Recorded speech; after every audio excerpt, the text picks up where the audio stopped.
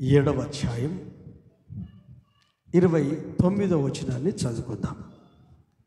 ప్రసంగి గ్రంథం 7వ అధ్యాయము 29వ వచనాన్ని చదువుకుందాం. ఇది ఒకటి మాత్రము నేను కనుగొంటిని, ఇది ఒకటి మాత్రము నేను కనుగొంటిని, ఏమనగా దేవుడు నరులను యథార్థవంతులుగా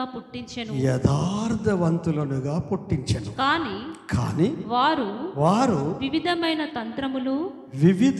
తంత్రములు కల్పించుకొని ఉన్నారు. ఆమేన్, హల్లెలూయా. దేవుడట మనుషుల్ని యథార్థవంతులుగా పుట్టించారు. మనుషులేమో వివిధమైన ఆలోచనలతో తంత్రములు కల్పించుకున్నారు. ఒక్కసారి దేవుని విధానాన్ని మనం ఒక్కసారి చూద్దాం. దేవుడు మొట్టమొదట ఈ భూమిని ఆకాశమును సృజించకముందు దేవుని తోటయకు ఏదైనా వనాన్ని చేశాడు. అయితే గమనించాలి, దేవుని మనసు తను చేసే పనులను బట్టి దేవుని మనసు మనకు తెలుస్తుంది. ఆయన ఏం చేశాడంటే, దేవుని తోట ఒకటి ఉంది, ఏదైనా వనం. ఆ ఏదైనా వనంలో దేవదూతలే. ఆ దేవదూతలలో ఒక దేవదూతను దేవుడు స్పెషల్గా చేశాడు. ఎలా చేశాడంటే 9 రత్నాలతో చేశాడు. అతనికి ఉన్న ఆధిక్యతలు ఏంటంటే సౌందర్యవంతుడు,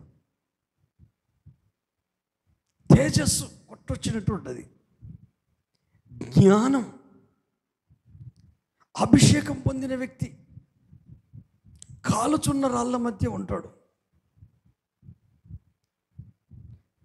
విచిత్రమైన సంగీతం, రెక్కలు ఇట్లా అంటే విచిత్రమైన సంగీతం. సంగీతాన్ని ఇష్టపడిన వాళ్ళు ఉండరు.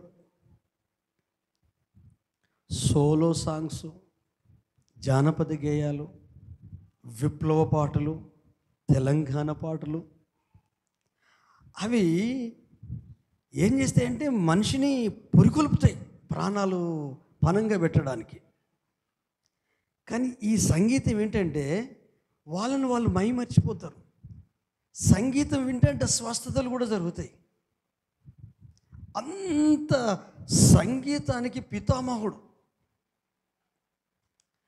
అతన్ని దేవుడు ఎలా చేశాడనేది ఎహెచ్కేల్ గ్రంథము 28వ అధ్యాయము 15వ వచనము నుండి 19 వరకు చదువుకుందాం. ఎహెచ్కేలు 28వ అధ్యాయము 15 నుండి 19 వరకు. నీవు నియమింపబడిన దినము మొదలుకొని పాపము నీ యందు కనబడు వరకు ప్రవర్తన విషయంలో నీవు యథార్థవంతుడవుగా ఉంటివి. అయితే సరిపోద్ది, అది సందర్భాన్ని బట్టి చదువుదాం మళ్ళా. అంటే దేవుని తోటయకు ఏదైనా వనములో దేవదూతలను చేశాడు. ఆ దేవదూతలలో ఒక స్పెషల్ కేరుబు, అతని పేరే వేకువ చుక్క, లూసిఫర్. అయితే అతన్ని కలగజేసినప్పుడంటే దేవుడు యథార్థవంతునిగా కలగజేశాడట. అంటే దేవుడు ఎలా ఉన్నాడో ఆ వ్యక్తిత్వంతో చేశాడు. కానీ దేవుని పోలిక కాదు సుమ, దేవుని స్వరూపము కాదు సుమ.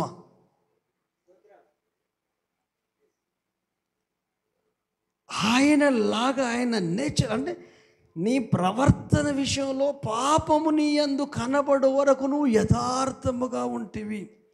యథార్థంగా అంటే ఇంగ్లీష్లో ఇంటెగ్రిటీ, ఆనెస్ట్, తెలుగులో చెప్పాలంటే నిజాయితీ, మాట కట్టుబడి ఉండడం, యథార్థత అనేది ఇది మిస్ అయ్యాడు లూసిఫర్ గాడు. ఎప్పుడైతే వాడు మిస్ అయ్యాడో దేవుడు వాడిని గద్దిస్తున్నాడు. ఇప్పుడు కంటిన్యూ చేయి. అయితే నీకు కలిగిన విస్తారమైన వర్తకం చేత లోపల నీవు అన్యాయము పెంచుకొని ఆ, పాపము చేయుచు వచ్చితివి గనుక ఆ, దేవుని పర్వతం మీద నీవు ఉండకుండా నేను నిన్ను అపవిత్రపరిచితిని. అవును. ఆశ్రయముగా ఉన్న కేరుబు కాలుచున్న రాళ్ల మధ్యను నీవికను సంచరింపవు. అవును. నిన్ను నాశనము చేసి తిని అవును. నీ సౌందర్యమును చూసుకొని నీవు గర్వించిన వాడవై నీ తేజస్సు చూసుకొని నీవు నీ జ్ఞానము చెరుపుకుంటివి. కావున నేను నిన్ను నేలను పడవేసేదను, రాజులు చూచుచుండగా నిన్ను హేళనకు అప్పగించేదను. నీవు అన్యాయముగా వర్తకము జరిగించి కలగచేసుకుని విస్తార దోషముల చేత నీవు నీ పరిశుద్ధ స్థలమును చెరుపుకుంటివి గనక నీలో నుండి నేను అగ్ని పుట్టించెదను, అది నిన్ను కాల్చివేయను. జనులందరూ చూచుండగా దేశం మీద నిన్ను బూడిదగా చేసేదను. 19 అయిపోయిందా? జనులలో నిన్ను ఎరిగిన వారందరినూ నిన్ను గూర్చి ఆశ్చర్యపడుదురు. నీవు బొత్తిగా నాశనమై భీతికి కారణముగా ఉండు. భీతికి కారణంగా ఉంది. ఎప్పుడైతే ఈ ఆనెస్ట్ మిస్ అయిందో, ఈ యథార్థత మిస్ అయిందో, ఏమేమి జరుగుతుందో చెప్తున్నాడు. నీ జ్ఞానాన్ని చూసి చెడగొట్టుకున్నావు, నీ సౌందర్యాన్ని చూసి చెడగొట్టుకున్నావు, లోపల పెంచుకున్నావు. నేను నిన్ను కలుగజేశాను, నా కొరకు అందరి దేవదూతల్లా కాకుండా నేను స్పెషల్గా చేసుకున్నాను. నాకంటే కొంచెం తక్కువను, సభాపర్వతం మీద ఉన్నావు, కాలుచున్న రాళ్ళ మధ్య ఉన్నావు, నాకులాగా చేశాను. ప్రవర్తన అంతట్లో నువ్వు యథార్థతను కోల్పోయావు. నీ యథార్థతను కోల్పోవడానికి కారణం ఏంటంటే నీకు కలిగి ఉన్నవి చూసుకున్నావు. నువ్వు నీ అందాన్ని చూసుకున్నావు, మురిసిపోయినావు. నీ జ్ఞానాన్ని చూసుకున్నావు, మురిసిపోయినావు. నీకున్న స్పెషల్ టాలెంట్ చూసుకున్నావు, సంగీతం కదా, పాడైపోయినావు. నువ్వు అభిషేకం పొందున్నావు కదా, అభిషేకాన్ని చూసుకున్నావు. అంటే నువ్వేం కలిగి ఉన్నావో అవి చూసుకున్నప్పుడు కృతజ్ఞత పుట్టాలి కదా, ఇంకొంచెం అయ్యా అనాలి కదా. అది రాకుండా నేనేం తక్కువ యెషయా గ్రంథంలో చదవాల్సిన అవసరం లేదు, కానీ వేకువ చుక్క జనములను పొడగొట్టిన నీవు ఎట్లు ఆ నేలమట్టు వరకు పడిపోయావు. నేను సభాపర్వతం మీద కూర్చుందును, నా సింహాసాన్ని హెచ్చించుకుందును, నేను నాది అనే భావన ఎప్పుడైతే లోపలికి వచ్చిందో అప్పుడు దేవుడు పక్కకు పెట్టేశాడు. హల్లెలూయా. ఆ సృష్టి నాశనం అయిపోయింది, ఆ భూమి నాశనం అయిపోయింది. వానితో పాటు 75% వంతు దేవదూతలు బిలువలో పడవేయబడ్డారు. ఆయన అనుకుంటున్నాడు, నెమ్మది లేదు ఆయనకు, ఎట్లా. అప్పుడు అనుకున్నాడు, మన పోలిక చొప్పున మన స్వరూపమందు నరులను చేయుదుము. ఆమేన్. దేవదూతలను దేవుని పోలిక చొప్పున చేస్తే మోసం అయిపోయింది. ఒక కేరుబును స్పెషల్గా చేస్తే, ఒక ప్రత్యేకత చేస్తే, ఆ ప్రత్యేకమైన గుణాలు తత్వాలు వాటికి ఆపాదిస్తే, ఆ సౌందర్యము, ఆ జ్ఞానము, ఆ తెలివి అదంతా కలగజేస్తే లోపల పెంచుకొని యథార్థతను కోల్పోయి దేవుని చుట్టూ మీద కూర్చోవడానికి ప్రయత్నం చేసాడు, నెత్తి మీద కూర్చుందామని. అరే నువ్వు మంచుకుంటే కదా ఇట్లా అయిపోయినావు. సృష్టి పాడైపోయింది. అందుకే ఆదికాండం 1వ అధ్యాయం 1వ వచనంలో భూమి నిరాకారంగాను శూన్యంగాను ఉండెను, ఆ అగాధ జలముల మీద దేవుని ఆత్మ అల్లాడుచుండెను. హల్లెలూయా. సృష్టిని చేయాలనుకున్నాడు, తన హృదయంలో ఉన్నదాన్ని మాత్రమే చేస్తున్నాడు. మనం చేసే ప్రతిదీ మన హృదయంలో ఉన్నదే ఆవిష్కరించబడుతుంది. మన హృదయంలో ఏది ఉంటే అదే ఆవిష్కరించబడుతుంది. తన హృదయంలో ఒక మంచి సృష్టిని చేయాలనుకున్నాడు. తన మనసులో అనుకున్నాడో లేదో కానీ చీకటిని వేరు చేశాడు. వేరు చేస్తే వెలుగు ఉంది, చీకటి ఉంది. చీకటికి రాత్రి అని పేరు పెట్టాడు, వెలుగుకు పగలని పేరు పెట్టాడు. హల్లెలూయా. ఆ విశాలమును ఈ విశాలమును వేరు చేశాడు. పైన ఉన్నదానికి ఆకాశం అని పేరు పెట్టాడు, కింద ఉన్నదానికి భూమి అని పేరు పెట్టాడు. ఎందుకంటే జలములను వేరు చేశాడు. హల్లెలూయా. మొదటి అధ్యాయం 4వ వచనం చదవండి. ఆదికాండం మొదటి అధ్యాయం. వెలుగు మంచిదైనట్టు దేవుడు చూచెను. ఎస్. దేవుడు వెలుగును చీకటిని వేరుపరిచెను. దేవుడు వెలుగునకు పగలనియు చీకటికి రాత్రనియు పేరు పెట్టెను. 10వ వచనం చదువు. దేవుడు ఆరిన నేలకు భూమి అని పేరు పెట్టెను. జలరాశికి ఆయన సముద్రములని పేరు పెట్టెను. అది మంచిదని దేవుడు చూచెను. మంచిదని దేవుడు 12వ వచనం చదువు. భూమి గడ్డిని తమ తమ జాతి ప్రకారము విత్తనములిచ్చు చెట్లను తమ తమ జాతి ప్రకారము తమలో విత్తనములు గల ఫలవృక్షములను మొలిపింపగా అది మంచిదని దేవుడు చూచెను. అది మంచిదని దేవుడు చూసెను. 18వ వచనం చదువు. భూమి మీద వెలిగించుటకును పగటిని రాత్రిని ఏలుటకును వెలుగును చీకటిని వేరుపరచుటకును దేవుడు ఆకాశ విశాలమందు వాటిని ఉంచెను. అది మంచిదని దేవుడు చూచెను. అది మంచిదని దేవుడు చూసెను. 21వ వచనం చదువు. దేవుడు జలములలో వాటి వాటి జాతి ప్రకారము జలములు సముద్రముగా పుట్టించిన మహామత్స్యములను జీవము కలిగి చలించు వాటినన్నింటినీ దాని దాని జాతి ప్రకారము రెక్కలు గల ప్రతి పక్షిని సృజించెను. అది మంచిదని అది మంచిదని. హల్లెలూయా. 4వ అధ్యాయం 4వ వచనము 10వ వచనము 12వ వచనము 18వ వచనము 21వ వచనము మంచిది మంచిది మంచిది. ఏదేది మంచిదో చెప్తున్నాడు. అంటే తన హృదయంలో ఏముందో అదే చేసిండు, అదే చెప్తున్నాడు. గాడ్ ఈజ్ గుడ్ అని ఇంగ్లీష్లో పాట పాడుకుంటాం కదా, దేవుడు మంచివాడు అంటాం కదా. హల్లెలూయా. 31వ వచనం కూడా చదువు. 31. దేవుడు తాను చేసినది యావత్తును చూచినప్పుడు అది చాలా మంచిది. ఏంటిదట అది? చాలా మంచిదట. మంచిది మంచిది మంచిది అన్నాడా? తాను చేసినది యావత్తును చూసినప్పుడు అది చాలా మంచిది. అంటే దేవుడు చేసిన దానిని బట్టి దేవుడు ఎలాంటి వాడు? మంచివాడు అంటే చాలా మంచివాడు. ఒకవేళ పర్ఫెక్ట్గా వచ్చింది అనుకో, లీనమై పాడతాం. ఈ లీనమై పాడే యథార్థత, అంతే, ఏం లేదు. హల్లెలూయా. అంటే లోపలేం గలిపిలేదు కదా, లోపలేం గలిపిలేదు కదా. వావా మనవనితో ఆడుతున్నావా, ఎవరితో ఆడుతున్నా? మేము కూడా చెప్తే నవ్వుతాం, మేము కూడా నవ్వుతాం. హల్లెలూయా. స్తోత్రం. ఏమనుకుంటే నెమ్మదిగా ప్రేమతో హల్లెలూయా. పిల్లలు కదా, నో ప్రాబ్లం. హల్లెలూయా. నెమ్మదిగా నెమ్మదిగా, కంగారు పడద్దు. గట్టిగా చప్పలు కొట్టి ప్రభుని స్తుతిస్తాం. హల్లెలూయా హల్లెలూయా. దేవునికి స్తోత్రం. పిల్లలు కలిగిన తల్లులు తండ్రులు ఉంటే మీ పక్క కూర్చోబెట్టుకోండి, ఇబ్బంది ఉండదు, వాక్యానికి డిస్టర్బెన్స్ ఉండదు. What happened? హల్లెలూయా. స్తోత్రం స్తోత్రం. హల్లెలూయా. దాని మొక్క ఇటు పెడతానవరా, దాని మొక్క అటు పెట్టా, బంద్ చేసి పెట్టు. హల్లెలూయా. గట్టిగా చప్పలు కొడదామా, ప్రభుని స్తుతిస్తామా. హల్లెలూయా.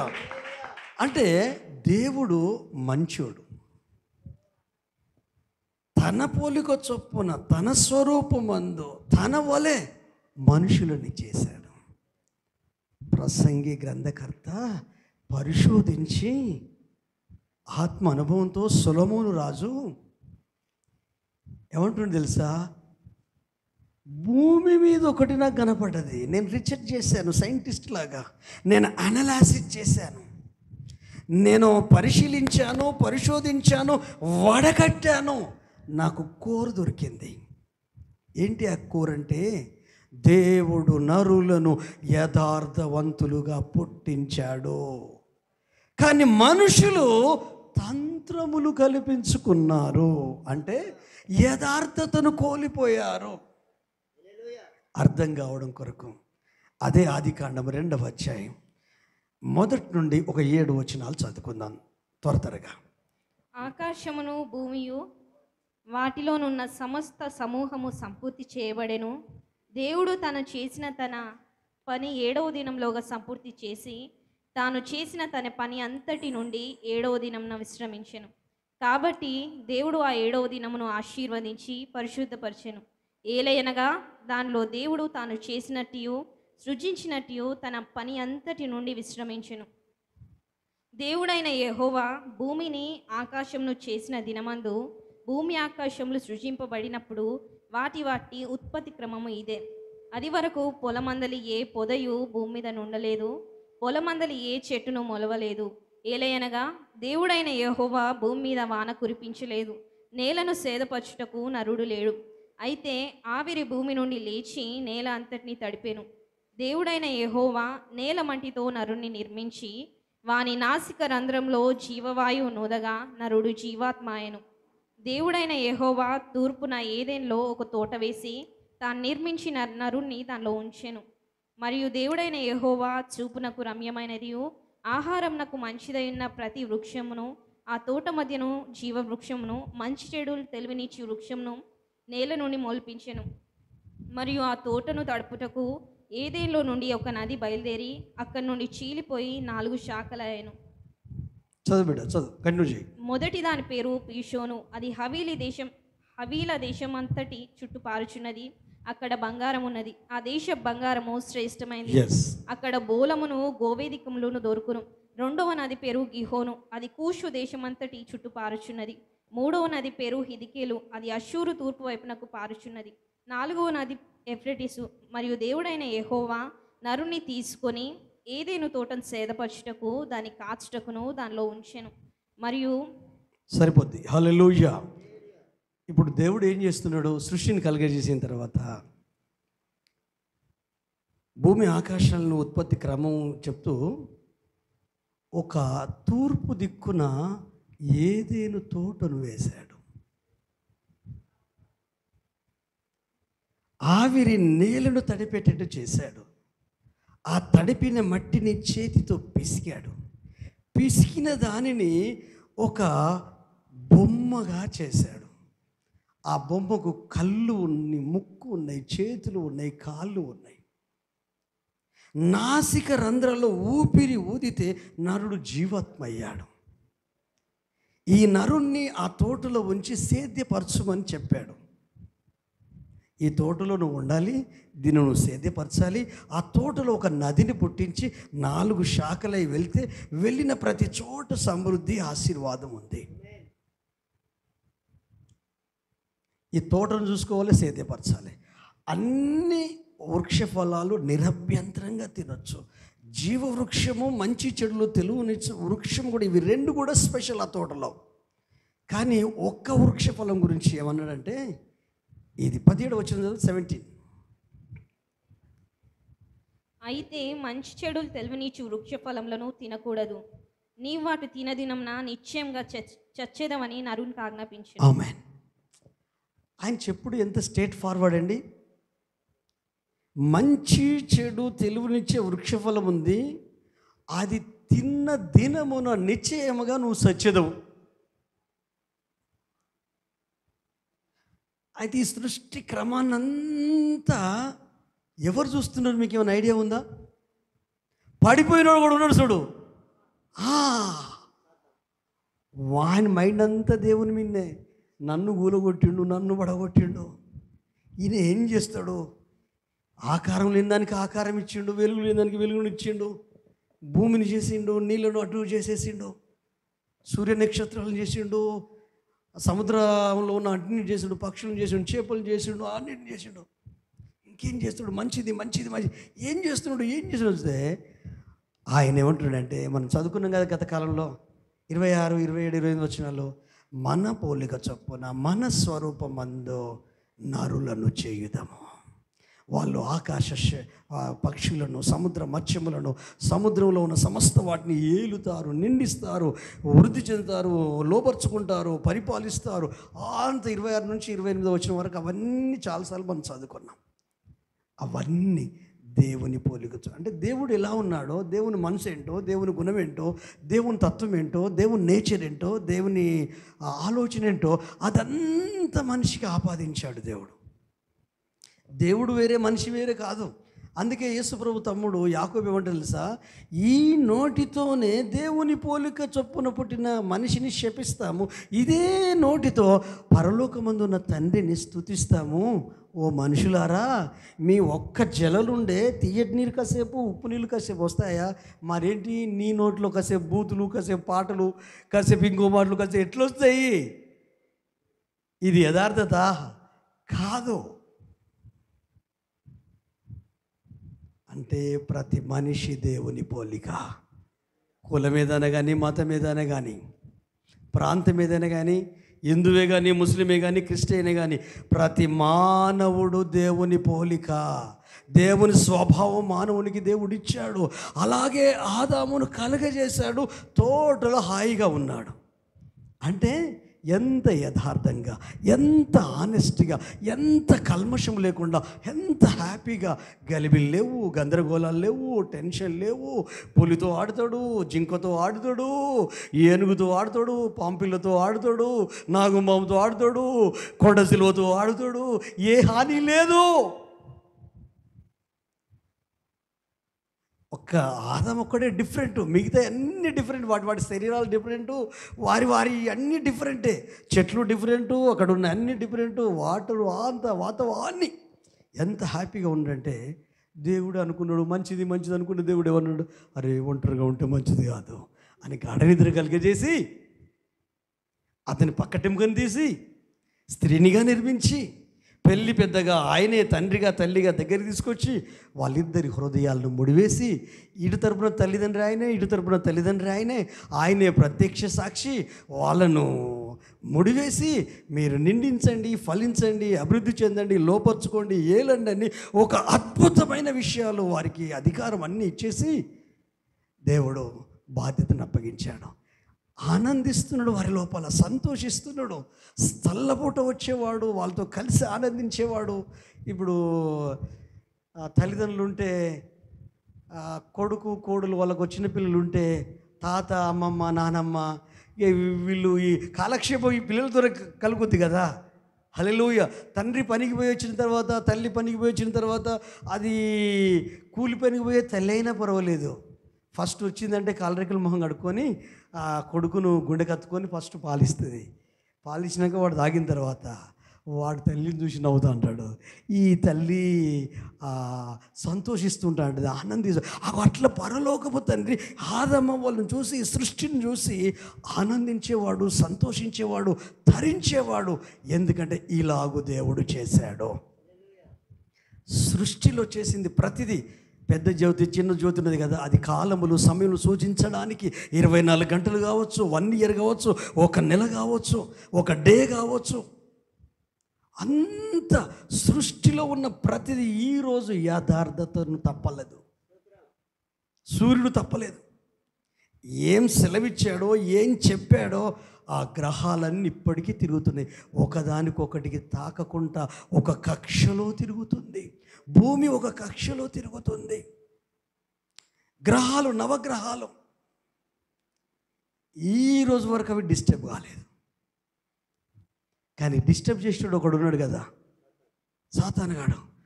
ఆ ఏదైనా వనం కూలిపోయింది కదా, ఇంకొక ఏదైనా వనం దేవుడు కలిగేది. అది అసలు న్యాచురల్గా ఉంది. 6 చేతులు లేవు, 4 తలకాయలు లేవు. దేవుడు ఎలా ఉన్నాడో అలాగే కలుగజేశాడు. హల్లెలూయా. మన పోలిక చొప్పున, మన స్వరూపమందు, అంటే దేవుని గుణగణాలు వాళ్ళకున్నాయి. అందుకే కీర్తనకారుడు ఏమంటే తెలుసా, అయ్యా నరపుత్రుని జ్ఞాపకం చేసుకున్నకు వాడు ఏ పాటి వాడయ్యా, దేవుని కంటే కొంచెం తక్కువగా చేశావు, నీ చేతి పనులన్నింటి మీద వానికి అధికారం ఇచ్చావు, సమస్తము వారి పాదముల కింద ఉంచావు. హల్లెలూయా. అందుకే మనిషి ఒక అద్భుతమైన సృష్టి. ఇంకా రక్షించబడి మారు మనసు పొంది, పరిశుద్ధాత్మ పొంది, క్రీస్తును సొంత రక్షకుడుగా అంగీకరించిన వ్యక్తి ఇంకా డిఫరెంట్. హల్లెలూయా. ఇక దానికి మాటలు లేవు. కానీ ఒకడు ఉన్నాడు కదా, గిట్టనోడు. మనం యథార్థంగా ఉంటే గిట్టనోడు, మనం దేవునిలో ఉంటే, దైవికంగా ఉంటే, ఆత్మీయంగా ఉంటే, ఆయన అనుకున్నట్టుగా, ఆయన చెప్పినట్టుగా జీవిస్తూ ముందుకు వెళ్తున్న ఆదాము అవ్వలకు సిచ్చు పెట్టాలని వాడు మెల్లగా అవ్వ దగ్గరకు వచ్చేసి, ఇది నిజమా అంటే, ఈ పిచ్చి తల్లి నువ్వెవరు నాతో మాట్లాడుతున్నావు? నాకు నా భర్త స్వరం తెలుసు, నా దేవుని స్వరం తెలుసు. నువ్వు third person. Who are you? తుమ్ కోన్? నువ్వెవరు అని అడగలే. అసలు నువ్వు మాట్లాడేది అర్థం కావట్లేదు. ఆ ప్రశ్న నాకు లేదు, చెట్ల పొలాలు అన్నీ తినొచ్చా, ఏదన్నా తినకూడదంటే లేదు లేదు. 3వ అధ్యాయంలోకి రండి, మొదటి నుండి కొన్ని వచనాలు చదువుదాం. దేవుడైన యెహోవా చేసిన ఆ, సమస్త భూ జంతువులలో సర్పము యుక్తి గలదై ఉండెను. ఉమ్, అది ఆ స్త్రీతో, ఇది నిజమా? ఈ తోట చెట్లలో దేని ఫలములైనను మీరు తినకూడదని దేవుడు చెప్పెనా అవును అని అడిగాను. అవును అందుకు స్త్రీ, ఈ తోట చెట్ల ఫలములను మేము తినవచ్చును. అవును అయితే తోట మధ్యన ఉన్న చెట్టు ఫలములను గూర్చి దేవుడు మీరు చావకుండానట్లు మీరు చావకుండున్నట్లు వాటిని తినకూడదని, వాటిని తినకూడదని, వాటిని ముట్టకూడదని వాటిని ముట్టకూడదని చెప్పాను. ఆ మాట అక్కడ ఆగు. భూ జంతువులలో సర్పము యుక్తి గలదై ఉండెను. అది ఆ స్త్రీతో, ఇది నిజమా? ఆ, ఈ తోట చెట్లలో దేని ఫలములనైనా మీరు తినకూడదని దేవుడు చెప్పానా ఉమ్, అని అడిగాను. ఉమ్. అందుకు స్త్రీ, ఈ ఈ తోట చెట్ల ఫలములను మేము తినవచ్చును. అయితే తోట మధ్యలో ఉంది ఒకటి చెట్ల ఫలములను గూర్చి ఆ, దేవుడు మీరు చావకుండునట్లు వాటిని తినకూడదని వాటిని ముట్టకూడదని చెప్పనని సర్పముతో అనెను. అసలు దేవుడు ఏం చెప్పాడు? లాజరును చదువు, 2వ అధ్యాయం 17వ వచనం చదువు నువ్వు. అదే అయితే ఆ, మంచి చెడ్డల తెలివనిచ్చు వృక్ష ఫలములను తినకూడదు. ఉమ్. నీవు వాటిని తినుదినమున నిశ్చయముగా చచ్చదవని ఇప్పుడు నువ్వు చదువు ఆ స్త్రీ. అందుకు ఆ స్త్రీ, ఆ, ఈ తోట చెట్ల ఫలములను మేము తినవచ్చును. ఉమ్. అయితే తోట మధ్యనున్న చెట్ల ఫలములను గూర్చి దేవుడు మీరు చావకుండునట్లు వాటిని తినకూడదనియు వాటిని ముట్టకూడదనియు చెప్పనని సర్పముతో అనెను. మళ్ళీ నువ్వు చదువు. అయితే మంచి చెడ్డలను తెలవనిచ్చి వృక్ష ఫలములను తినకూడదని నీవు వాటిని తినుదినమున నిశ్చయముగా చచ్చదవని. ఇది ఎట్లున్నది, అది ఎట్లున్నది? అవ్వ చెప్పేది ఎట్లున్నది, అయ్య చెప్పేది ఎట్లున్నది? మీరు చావకుండానట్లు తినకూడదనియో ముట్టకూడదని. ఇదేమో అయ్యే చెప్పింది ఎట్లుంది? మీరు తినుదినమున నిశ్చయంగా చేస్తా ఉన్నది. చేంజ్. ఎందుకు ఆ మనిషి అట్లా మాట్లాడిందంటే, ఆ వచ్చిన సైతాన్ గాడు, మీరు చావనే చావరు, దేవతలైపోతారు, మీరు పూజించబడతారు, మీకు గొప్ప ఆరాధన భావం కలుగుతుంది అంటే నమ్మింది కానీ భయపడుతుంది. భర్తకు భయపడుతుంది, దేవునికి భయపడుతుంది. లేదు మేము ముట్టం, మేము తినం అంటే, పిచ్చిదాన చూస్తే ఏమవుద్ది? చూసింది, తినాలనిపించింది, తిన్నది, భర్తకి ఇచ్చింది, ఇద్దరు దిగంబర్లు అయిపోయారు. తర్వాత కంటిన్యూ చదువు 3వ అధ్యాయంలో చదివి వదిలిసిన భాగం నుండి చదువు. అందుకు సర్పము, చదివి వదిలిసిన భాగం నుండి చదువు. అందుకు సర్పము, మీరు చావనే చావరు, అవును, ఏలైనగా మీరు వాటిని తినుదినమున మీ కన్నులు తెరవబడుననియు మీరు మంచి చెడ్డలను ఎరిగిన వారై దేవతల వలె ఉందురనియు దేవునికి తెలియనని స్త్రీతో చెప్పగా, స్త్రీ, ఆ వృక్షము ఆహారమునకు మంచిదియు కన్నులకు అందమైనదియు వివేకమిచ్చు రమ్యమైనదై ఉండుట చూచినప్పుడు ఆమె దాని ఫలములలో కొన్ని తీసుకొని తిని తనతో పాటు తన భర్తకును ఇచ్చెను. అతడు కూడా తినెను. అప్పుడు వారిద్దరి కన్నులు తెరవబడెను. వారు తాము దిగంబరులమని తెలుసుకొని అంజూరపు ఆకులు కుట్టి తమకు కచ్చడములను చేసుకొనిరి. చెల్లపూటను ఆదామును అతని భార్యయు తోటలో సంచరించుచున్న దేవుడైన యెహోవా స్వరము విని దేవుడైన యెహోవా ఎదుటికి రాకుండా తోట చెట్ల మధ్యను దావుకొనగా. ఆమేన్. ఇక్కడ ఆగుదాం. వీళ్ళు ఎంత మనుషులు అండి వీళ్ళిద్దరు పాపం బిగినింగ్లో. అయితే ఎప్పుడైతే సర్పం వచ్చి అవ్వ మైండ్ని చేంజ్ చేసిందో, అవ్వ ఎప్పుడైతే మేము తినము, చూస్తే తప్పేం లేదని చూడ మొదలుపెట్టిందో, చూస్తే తినాలనిపించింది. అది చూస్తే అంటే వివేకం వస్తుంది, జ్ఞానం వస్తుంది, అది అందంగా ఉంది అని అనిపించింది, తినేసింది, తిని భర్తకి ఇచ్చింది. ఇచ్చిన వెంటనే ఇద్దరు దిగంబర్లు అయిపోయాడు. దిగంబర్లు అయిపోయి ఏం చేసింది? ఇప్పుడు వాళ్ళకి మైండ్ పనిచేస్తుంది. ఇద్దరు కలిసి ఆకులు కుట్టుకున్నారు, నగ్నతను కప్పుకున్నారు. ఈలోపు దేవుడు వచ్చాడు. వచ్చేసరికి ఏం చేశారు? వాళ్ళు తోట చెట్ల మధ్యకి పోయి దాక్కున్నారు. అసలు ఈ యాటిట్యూడ్ వాళ్ళకు ఉందా మునుపు? ఈ గుణం మునుపు వాళ్ళకు ఉందా?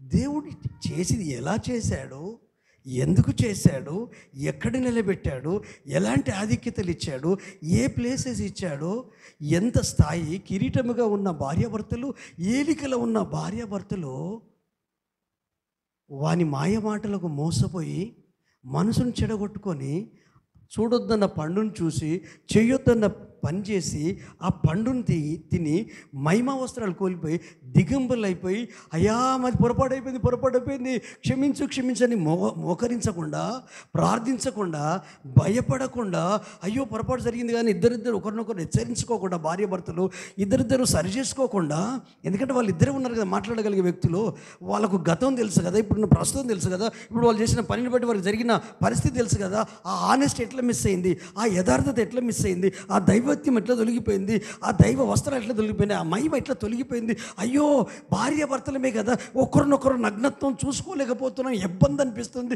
ఎబ్బెట్టు అనిపిస్తుందని గచ్చడి వాకులు తయారు చేసుకోవాలని ఆలోచన వచ్చింది, కప్పుకోవాలని ఆలోచన వచ్చింది. దేవుని కాళ్ళ శబ్దం విన్నప్పుడు చెట్ల మధ్యలోకి, తోట మధ్యలో ఉన్న చెట్ల మధ్యలోకి వెళ్ళి దాక్కోవాలని ఆలోచన వచ్చింది. వాళ్ళు అంతకుముందు ఇలా ఉన్నారా, ఇలా చేసేవాళ్ళేనా? దేవుడు ఎలా చేశాడు? ఈ సత్యము సొలొమోనుకు బయలుపరిచాడు. దేవుడు నరులను యథార్థవంతులుగా పుట్టించాడు, కానీ వివిధమైన తంత్రములు కల్పించుకున్నారు. మహిమను కోల్పోయారు, ఆత్మీయతను కోల్పోయారు, అభిషేకాన్ని కోల్పోయారు, దైవిక జ్ఞానాన్ని కోల్పోయారు, దేవునికి వారికి మధ్యలో ఉన్న ఇంటిమసీ సన్నిహిత సంబంధాన్ని కోల్పోయారు. ఒక్కసారి ఆలోచిస్తావా? ఆ లూసిఫర్ గాడు వాడు పడిపోయాడు. వాని గుణం ఏంటంటే పడిపోయినోడు నిలబడ్డోన్ని పడగొడతాడు.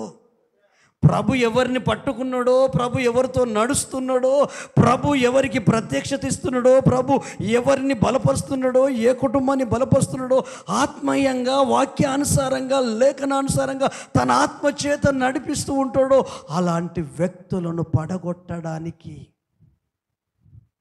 వాడొచ్చి లేని అనుమానాలు పుట్టించి దేవుని మీదనే అనుమానం వచ్చేటట్టు, దేవుని సృష్టి మీదనే అనుమానం వచ్చేటట్టు, దేవుని ప్రేమ మీదనే అనుమానం వచ్చేటట్టు, దేవుని హృదయం మీదనే అనుమానం వచ్చేటట్టు చేసి వాళ్ళను దిగంబరులుగా చేశాడు. ఏం తోయట్లేదు, నగ్నత్వాన్ని అయితే కప్పుకున్నారు. కానీ ఎన్ని రోజులు ఉంటే ఆకులు ఎండిపోతాయి, రాలిపోతాయి, మళ్ళా కావాలి. ఎప్పట్లకనే దేవుడు చల్లబొట్టు వచ్చాడు. కాళ్ళ శబ్దం విని భయపడి దాక్కున్నారు. చదువు తల్లి, చదివి వదిలిసిన బాగుంది, చదువు. దేవుడైన యెహోవా ఆదామును పిలిచి, నీవు ఎక్కడ ఉన్నావనెను. అవును. అందుకతడు, నేను నీ తోటలోని స్వరం విన్నప్పుడు దిగంబరినిగా నుంటిని గనుక భయపడి దాక్కుంటున్నాను. అందుకైనా నీవు దిగంబరి అని నీకు తెలిపిన వాడేవాడు ఎవడరా నీకు చెప్పింది నువ్వు దిగంబరుడు అని? నీవు తినకూడదని నీకు ఆజ్ఞాపించిన వృక్ష ఫలములు తింటివా అని అడిగాను. అందుకు ఆదాము నాతో నుండుటకు నీవు నాకు ఇచ్చిన ఈ స్త్రీయే ఆ వృక్ష ఫలమును కొన్ని నాకు ఇయ్యగా నేను తింటినా నేను.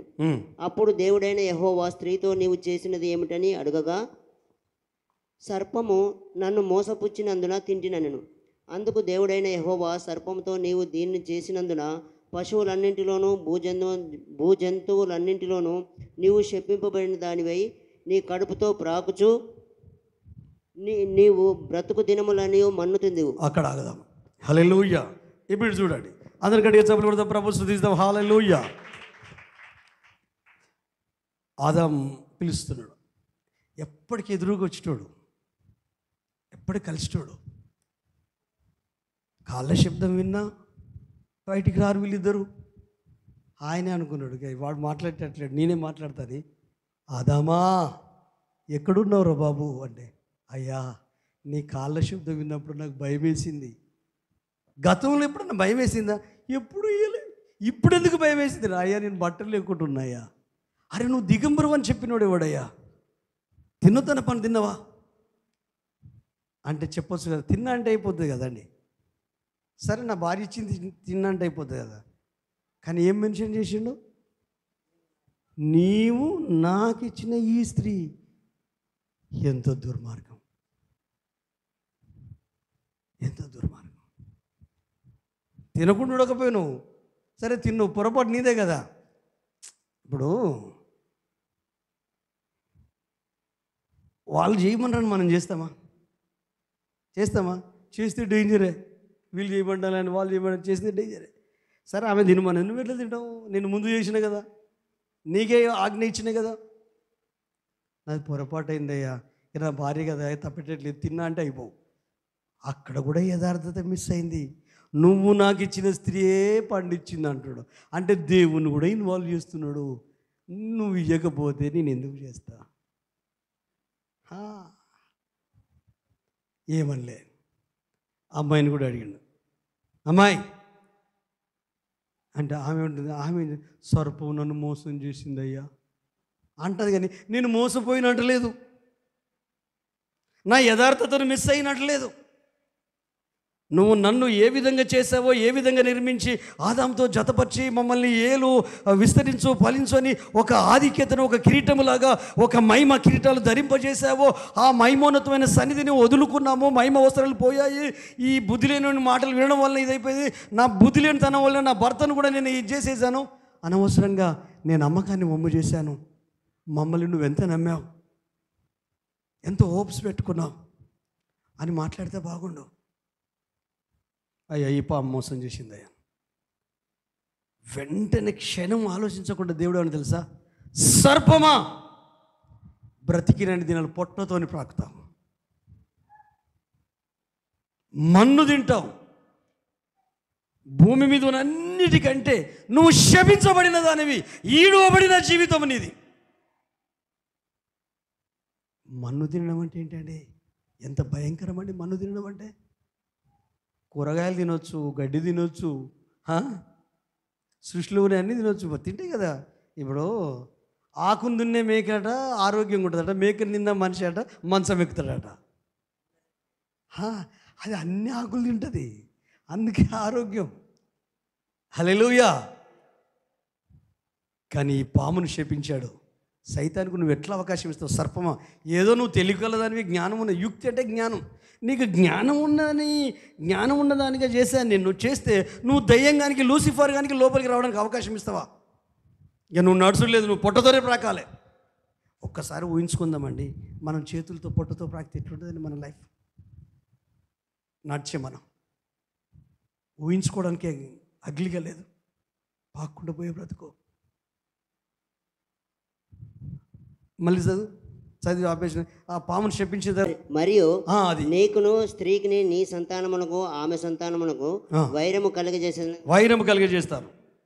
అది నిన్ను తల మీద కొట్టును, నీవు దానిని మడ మీద కొట్టుదు అని చెప్పాను. ఆయన స్త్రీతో, నీ ప్రయాసమును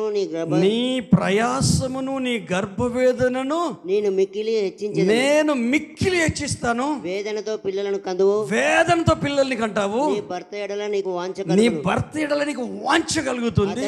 అతడు నిన్ను ఏలునని చెప్పాను. ఆమేన్. అక్కడ స్టార్ట్ అయిందండి పురుషాహంకారం. ఎంత కొట్టినా ఎంత తిట్టినా భర్త దిక్కే పానం గుంజుకుంటుంది భార్య. అది ఎంత లంగా ఎంత దొంగ అయినా నా భర్త, అది మర్మం. హల్లెలూయా. అంటే ప్రేమగల దేవుడు, యథార్థవంతుడైన దేవుడు నీ గర్భవేదనను మిక్కిలి హెచ్చిస్తా, వేదనతో పిల్లల్ని కంటాం. ఇప్పుడు శాస్త్రము జ్ఞానం వచ్చింది కాబట్టి ఆ బాధలు లేకుండా ఆపరేషన్ చేసి తీస్తున్నారు. 9 మందిని కన్నది మా అమ్మ. డాక్టర్ లేడు, మంగళామె మంత్రసాని. ఆమెకు మా నాన్న పోయి ఆమెను తీసుకొచ్చి లోపే అనేది ఇంట్లో. కానీ ఆ పురిటి నొప్పులు అనేది తిరిగి జన్మించడంతో సమానం. అది స్త్రీలకు మాత్రమే. అందుకనే వాళ్ళని మొక్కాలి, వాళ్ళని గౌరవించాలి. పురుషులకు ఆ ధన్యతలు వాళ్ళు కనలేరు. ఆ మాతృమూర్తి తల్లి అయిన తర్వాత ఆ పిల్ల ఆలదే మారిపోద్ది. కొడుకో బిడ్డ పుట్టిన తర్వాత అది తండ్రి అయితే ఈ తండ్రికి అంత రాదు, తల్లి అంత కాదు. హల్లెలూయా. అది అంతే. ప్రేమగల దేవుడు ఆమె గర్భవేదన హెచ్చించాడు.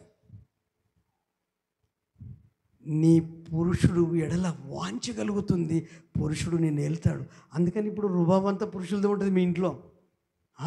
చేసేది అన్ని లంగల పనులు, దొంగల పనులు, మళ్ళీ వచ్చి భార్య మీద పెడతాను. లోకంలో సంగతి చెప్తున్నాను, మీరు మంచిగా కావచ్చు. అంటే ఆ రుబాబు ఉంటుంది, ఆ గర్రు పురుషుడు అంటే అట్లా కనపడద్దు. ఇంట్లో భర్త పోయి నువ్వు మగవానివే కావచ్చు, కానీ ఒక తండ్రిలాగా, ఒక ఫ్రెండ్ లాగా, ఒక స్నేహితుడిలాగా, ఒక తల్లిలాగా మారాలి. ఎందుకంటే మీ భార్య వాళ్ళ తల్లిదండ్రులను వదిలిపెట్టుకొని వచ్చింది. మీ భార్య వాళ్ళ అన్నదమ్ములను వదిలిపెట్టుకొని వచ్చింది. మీ భార్య వాళ్ళ వంశాన్ని, వాళ్ళ పేరును వదిలిపెట్టుకొని నీ వంశాన్ని, నీ పేరును మోసి నీకు పిల్లలు కనడానికి వచ్చింది. 24 గంటలు గొడ్డు సాకిరి చేస్తుంది. చంటి పిల్లలాగా చూసుకోవాలి అన్నలు, తమ్ముళ్ళు, మీ భార్యలను. హల్లెలూయా. మీరు సంటి పిల్లలాగానే ఉండాలి, దయ్యాల్లాగా ఉండొద్దు, రాక్షసులాగా. కళ్ళతోనే భయపెట్టించాడు. సిట్ స్టాండ్ ఇక్కడే బెదిరిస్తారు వాళ్ళు. చర్చిల నుండి కూడా బెదిరిస్తారు తెలుసా. అరే ఇది మందిరం ఇది. అవును, నువ్వు బెదిరించింది ప్రేమతో మార్చుకొని భర్తను ఆ ఇంట్లో ఆడుకోవడం మధ్య చేయి. ఈ జనాన్ని కనపడొద్దు మీరు ఏం చేస్తారో. హల్లెలూయా. చిలుక గోరింకల్లాగా ఉండాలి. మిమ్మల్ని చూస్తే పెళ్లిగానే వాళ్ళకి పెళ్లి చేసుకుంటే బాగుండు అనిపించాలి. అమ్మో పెళ్ళ ఫలానోళ్ళు చుడుకు ఏమైనా కీసులాటే గీరిగిర గీరిగిర గీరిగిర ఓ. హల్లెలూయా. తర్వాత కంటిన్యూ చేయి. ఆయన ఆదాంతో నీవు నీ భార్య మాట విని తినవద్దని నీకు ఆజ్ఞాపించిన వృక్ష ఫలమును తింటివి కనుక నీ నిమిత్తము నేల శపింపబడి ఉన్నది. నీ నిమిత్తము నేల శపించబడింది. ప్రయాసంతోనే నీవు బ్రతుకు దినములన్నీ, ప్రయాసముతోనే అతి కష్టంగా బతుకుతావు. దాని పంట తిందువు. అది ముండ్ల పొదలను గచ్చ పొదలను నీకు మొలిపించును. అవును. పొలములోని పంట తిందువు. నీవు నేలకు తిరిగి చేరు వరకు నీ ముఖము చెమట కాచి ఆహారము తిందువు. అయ్య దగ్గరికి వచ్చి ఉంటున్నాడు, నీవు నీ భార్య మాట విన్నావు. బ్రదర్స్ ఇటు వినండి, ఎప్పుడు మీ భార్య మాట వినాలో అప్పుడే వినాలే. మొత్తం 100% ఆమె చెప్పినట్టు ఏంటారు మీరు. ఉన్నారు అట్లా? వద్దు, డేంజర్ అది. కొంపలు కూలిపోతాయి, ఇల్లు నరకమవుతుంది. అందుకనే బైబిల్ ఏమని తెలుసా, కౌగిట నీ భార్య ఎదుట నీ పెదవుల ద్వారానికి కాపు పెట్టుము. మొగోళ్ళు ఆడోళ్ళకి అన్నీ చెప్పొద్దు, ఏది చెప్పాలో అది చెప్పాలి. నువ్వు అక్కడ ఎవరో కలిసిన ఒక అమ్మాయి కలిసింది, పాపం నైట్ అయిపోయింది, వాళ్ళు ఏ ఊరిలో తెలియదు, కాకపోతే యవనస్తురాలు, నువ్వు యవనస్తుడే, నీ బండి మీద నీ ఆటోలో ఎవరు లేరు, ఒక్కడే ఉన్నావు, అది లాస్ట్ ట్రిప్పు, బస్సులు కూడా లేవు, పాపం దారిలో కలిసింది. పాపం నువ్వు మంచిడు, ఆమె మంచిదే, కానీ మార్గ మధ్యలో ఒకరు ఎక్కిళ్ళు మీ ఇంటి పక్కలే. ఇక అప్పటి నుంచి ఆమె ఎవరు అంటే నువ్వు చెప్తావు నిజంగా. ఇక ఆ రోజు నుండి సుక్కలు చూపిస్తుంది, అన్నం ఉండదు, నువ్వు ఏం తీసుకొచ్చినా వంట చేయది. ఎందుకు అనుమానం? నీ భర్త గురించి నీకు తెలిసినంత ఇంకెవరికి తెలియదు, నీ భార్య గురించి నీకు తెలిసినంత ఇంకెవరికి తెలియదు. ఈ థర్డ్ పర్సన్ వాళ్ళు డేంజర్ కాలే, వాళ్ళు మంచోళ్ళు అయినా డేంజర్ కాలే. మీరిద్దరు, హల్లెలూయా, మీరిద్దరు. ఎందుకంటే మిమ్మల్ని జతపరిచాడు దేవుడు. భార్య మాట ఎప్పుడు వినాలో అప్పుడు వినాలి, మంచిదైతే వినాలి, వాళ్ళ సలహా తీసుకోండి, వద్దని కాదు, చిన్న చూపు చూడమని మీరు పెత్తనం చేయమని కాదు మీకు చెప్పేది, మీకు కానీ. ఇప్పుడు ఒక్కటే నేను చేసిన సూత్రం అయితే దేవుడు అది ముందుగానే నేర్పించాడు. ఎందుకంటే అయ్యతో అక్కడ ఉన్నా కదా గన్పూర్లో, ఎప్పటికీ భార్య భర్తల కొట్లాటలే వచ్చేది. ఈ కొట్లాటలు ఇక్కడి నుంచి వచ్చేది అత్తగారి తరపున, వీళ్ళ అత్తగారి తరపున, వీళ్ళ తల్లిదండ్రుల తరపున, భార్య తల్లిదండ్రుల తరపున గొడవే, భర్త తల్లిదండ్రుల తరపున గొడవే. ఎందుకంటే ఈమె ఏం చేస్తుందంటే వీళ్ళ అమ్మ నాన్నను చూసుకున్నట్టు అత్తమామను చూసుకోదు. ఈయన ఏం చేస్తాడంటే వీళ్ళ అమ్మ నాన్నను చూసుకున్నట్టు వీళ్ళ అత్తమామను చూసుకోడు. అప్పటికి ఇంకా నాకు పెళ్ళి కాలే కదా. అప్పుడు నేను ప్రతి సంఘటన నేనైతే ఏం చేయాలి, నేనైతే ఎట్లా ఉండాలి అనే ఆ చిన్న స్పృహతోనే ఈరోజు వరకు బతుకుతున్నా. పెళ్ళైన తర్వాత ఫస్ట్ నైట్ రోజు రాత్రి 10 గంటలకు మమ్మల్ని గదిలోకి పంపితే 3 గంటల వరకు మాటలే. మా వదినలో అంత చిన్న గదులు మా అత్తగారి అందరూ ఇళ్ళనే ఉన్నారు, మొత్తం బంధువులంతా. ముచ్చటిలా పడతా అంటే వీళ్ళకి డౌట్ అవుతుంది, వీళ్ళకు పరిచయం లేదు. చూడడానికి పోయిన తర్వాత పెళ్లి రోజే పోయినా, మళ్ళీ చూసుకున్న తర్వాత ఎంగేజ్మెంట్ లేదు, ఏది లేదు. కొంచెం చూసుకుంటే పోయి అక్కడ పోయి కాపురం పెడతారు, ఫస్ట్ నైట్ అయిపోతుంది అక్కడనే. ఈ రోజులలో మళ్ళీ వీళ్ళే ప్రబుద్ధులు తల్లిదండ్రులే పంపుతారు. పెళ్లి కాకముందే లేరా, ఉన్నారు, మస్తు మంది ఉన్నారు, ఎంతోమందిని చూసిన నేను తండ్రిని కదా, కొన్ని విషయాలు చెప్పాలి. హల్లెలూయా. వీటిని మరోలాగా అనుకోవద్దు. నేను చెప్పే ప్రతి మాట మీరు సవ్యంగా అర్థం చేసుకుంటే నేను చెప్పకపోతే ఇంకెవరు చెప్తారు మీకు? అక్కడ ఉన్న వాళ్ళందరూ నా బిడ్డ పెళ్ళిడికి వచ్చింది, నా ముందే ఉంది, చెప్పాలి నేను. అయితే అరవిలు తెలిసిన వాళ్ళు కాదు. ఏం ముచ్చట్లు అంటే ఫస్ట్ చెప్పాను, సేవ ఇది. హల్లెలూయా. నేనేమని ప్రార్థన చేసుకున్నానంటే, కాపురం ఎవరైనా చేస్తారు, పిల్లలు ఎవరైనా కంటారు, పెళ్ళి ఎవరైనా చేసుకోవచ్చు, కానీ సేవ అంటే కాపురం చేసే భార్య వద్దయ్యా, సేవ చేసే సేవకురాలు కావాలి. హల్లెలూయా. ఇది ఫస్ట్ క్వాలిటీ. రెండో క్వాలిటీ అంటే ఆమె జ్ఞానం ఉండని లేకపోని, కానీ మా అమ్మ నాన్నలు నాకంటే ఎక్కువ ప్రేమించాలి. హల్లెలూయా. నా కండిషన్స్ ఇవి. సేవ గురించి మాట్లాడాను. మీ అమ్మ నాన్న నేను చూసుకుంటా, మా అమ్మ నాన్న నువ్వు చూసుకో. మనకు పోటీ, నువ్వెంత ఎక్కువ చూసుకుంటా అంత ఎక్కువ మీ అమ్మ నాన్నను చూసుకుంటా. ఇది ఎవరైనా చెప్పిలో లేదో దేవుడు నాకు నేర్పించింది. మా అమ్మ నాన్న చనిపోయేంత వరకు ఆమె సొంత కూతురులాగా చూసుకుంది, నేనేం పట్టించుకోలేదు. నేను ఒక సాక్ష్యం చెప్తా, మా మామ గురించి, మా నాన్న గురించి. మా నాన్న రేపు సాయంత్రం అయితే చనిపోతాడు. ఈరోజు సాయంకాలం పిల్లలందరిని తీసుకొని వెళ్ళిపోయినాం. ఆయన మంచాల పడి 3 నెలలు అయింది. మాట్లాడుతున్నాడు కానీ వాయిస్ వస్తలేదు. ఏమన్నా చనిపోయే ముందు చిన్న కొడుకున్నది ఎక్కువ ప్రేమ నా మీద ఉండాలి కదా, నాతోనేమన్నా మాట్లాడుతాడేమనుకున్నాను. మా పిల్లలు దానికి సాక్షి, మా వదినమ్మ వాళ్ళు, మా అన్నయ్య వాళ్ళు అందరూ సాక్షి. మా భార్యను పిలుచుకొని, మా అమ్మ చెయ్యి మా భార్య చేతిలో పెట్టిండండి. ఇది ఒక గొప్ప టెస్ట్ మని.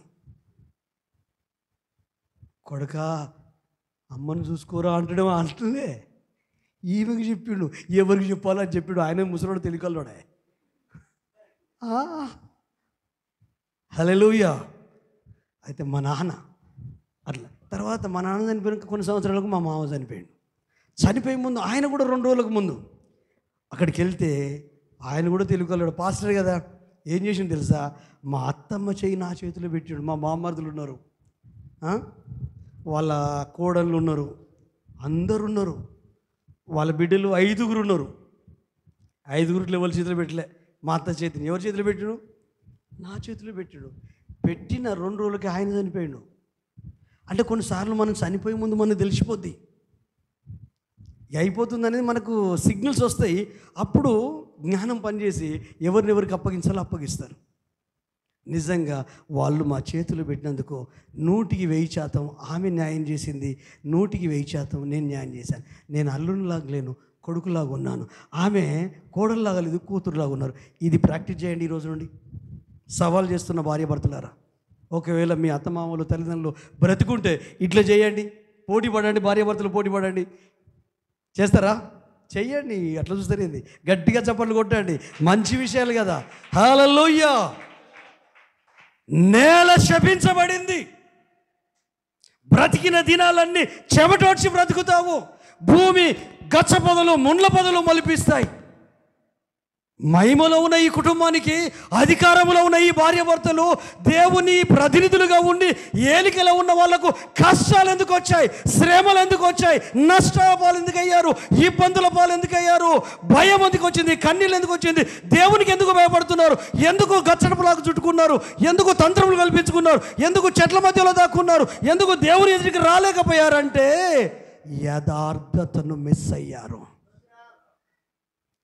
ఎవరి లైఫ్లో యథార్థత మిస్ అవుతుందో వాళ్ళ లైఫ్లో శాపం. బ్రతికే ఉంటాం కానీ సంతోషం ఉండదు, ఆరోగ్యంగా ఉంటాం ఆనందం ఉండదు, ఆత్మీయంగా ఉంటాం ఆత్మ అనుభవాలు పొందుకోలేం,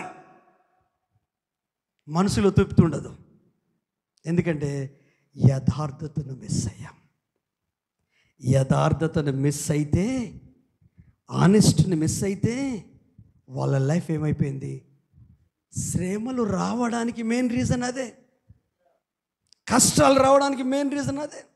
నిందలు వచ్చినా, కష్టాలు వచ్చినా, గేలు వచ్చినా, అవమానం వచ్చినా, ఇబ్బందులు వచ్చినా, ఏమొచ్చినా నీ ఒరిజినాలిటీని వదిలిపెట్టొద్దు.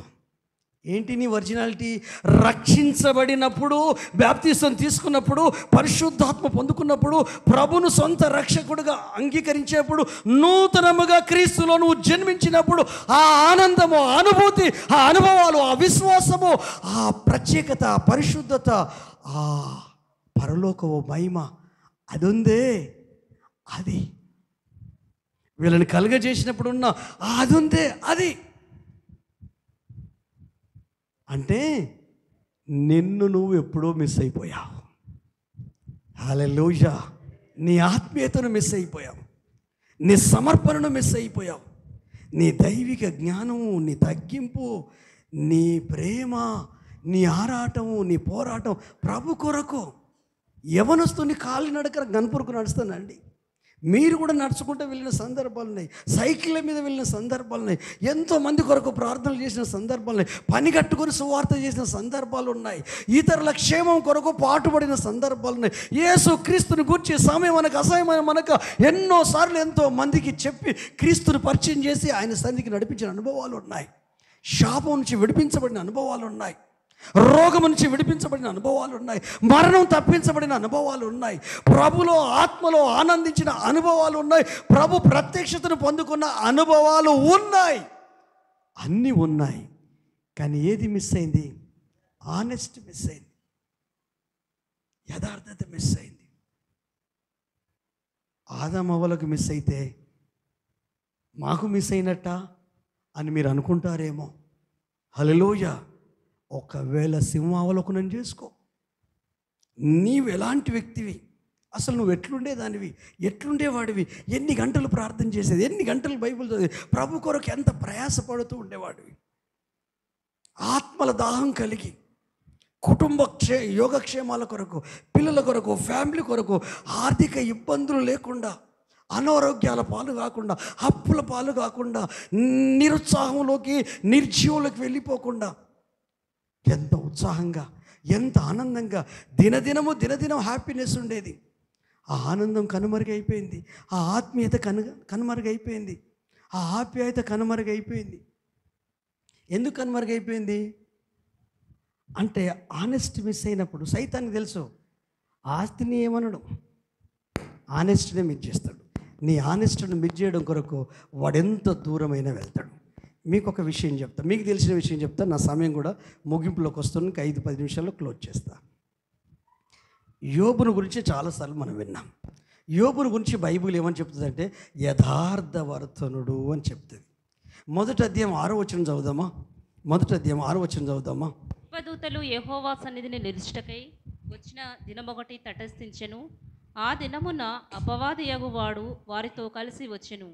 యెహోవా, నీవు ఎక్కడి నుండి వచ్చితివని వానిని అడగగా, అపవాది, భూమి మీద ఇటు అటు తిరుగులాడుచు అందులో సంచరించుచు వచ్చితినని యెహోవాకు ప్రత్యుత్తరం ఇచ్చెను. అందుకు యెహోవా, నీవు నా సేవకుడైన యోబు సంగతి ఆలోచించితివా? అతడు యథార్థవంతుడు, న్యాయవంతుడు. సరిపోతుంది. నువ్వు భూమి మీద తిరిగినావా సాతానుగా? దేవదూతలలో ఉంటే నేను గుర్తుపట్టిన అనుకున్నావా? ఆ దేవదూతలు కలుసుకునే దినంలో వీడిని గుర్తుపెట్టాడు. వారి కథలు, వాని శకలని తెలుసు కదా దేవునికి. అరే ఇటు రారా అన్నాడు. ఎక్కడి నుంచి వచ్చినావునంటే నేను భూమి మీద అటు ఇటు తిరుగుతున్నా. ఎందుకురా భూమి మీద ప్రజలు ఉంటారు కదా, కుటుంబం ఉంటుంది, స్విచ్ పెట్టాలి కదా, మనుషులు ఉంటారు కదా, వాళ్ళకు తంత్రాలు కల్పించాలి కదా, వాళ్ళ యథార్థతను దొంగిలించాలి కదా అన్నట్టుగా మాట్లాడాడేమో. అందుకని వాళ్ళు చెప్తున్నాడు, నా సేవకుడని యోబు సంగతి ఆలోచించా, అతడు యథార్థవర్తనుడు, న్యాయవంతుడు, చెడుతనమును విసర్జించిన వాడు, భయభక్తులు కలిగిన వాడు, అతని వంటి వాడు ఎవడునూ లేడు. డబ్బును గురించి సాక్ష్యం ఇచ్చాడా? ఆస్తిని గురించి సాక్ష్యం ఇచ్చాడా? 10 మంది పిల్లల గురించి సాక్ష్యం ఇచ్చాడా? కుబేరుడని సాక్ష్యం ఇచ్చాడా? ఏం సాక్ష్యము?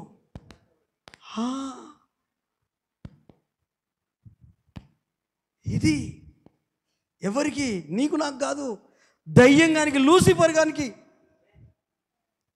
అంటే వాడు ఊరికినే ఉంటాడా అండి? వాడు యేసయ్యా యెహోవా, అతని చేతి పైన ఆశీర్వదించి చుట్టూ కంచేసావు, అందుకే యథార్థంగా ఉన్నాడు. డబ్బున్నోళ్ళు ఎంతమంది యథార్థంగా ఉన్నారు? దీవించబడ్డ వాళ్ళు ఎంతమంది యథార్థంగా ఉన్నారు?